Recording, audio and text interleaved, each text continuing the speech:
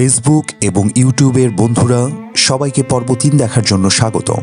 মুহাম্মদ সাল্লাল্লাহু আলাইহি ওয়াসাল্লাম এর জন্মেরও ১২০০ বছর আগে ভারতের বিহারে জন্ম নেয়া মহাবীর ছিলেন জৈন ধর্মের অন্যতম প্রাণপুরুষ।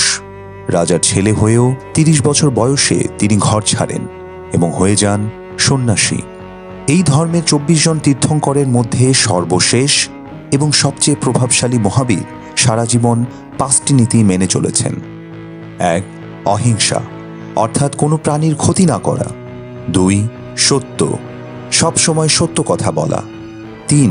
অস্তেয়, চুরি বা অন্যের জিনিস আত্মসাৎ না করা। ৪.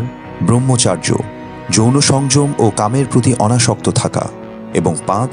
অপরিগ্রহ, কোনো কিছুতেই আসক্ত না হওয়া এবং সকল সম্পদ পরিত্যাগ করা। কোনো প্রাণী যেন কষ্ট না পায় সেজন্য মহাবীর এই নীতিগুলো কঠোরভাবে মেনে চলতেন এবং তার শিষ্যদের এগুলো মেনে চলতে উৎসাহ দিতেন।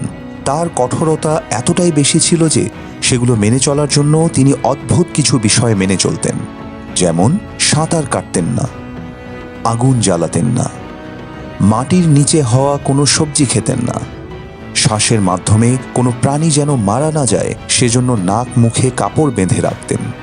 কিন্তু সবচেয়ে অদ্ভুত যে কাজটি তিনি করতেন সেটি হলো কোথাও যাওয়ার সময় তার পায়ের নিচে পড়ে যেন কোনো প্রাণী মারা না যায় সেজন্য সবসময় সাথে একটি ঝাড়ু রেখে দিতেন আর ক্রমাগত ঝাড়ু দিতেন। আশেপাশে সবাই তাকে পাগল বলে ভাবলেও আমৃত্যু এই নীতিগুলোই তিনি মেনে চলেছেন।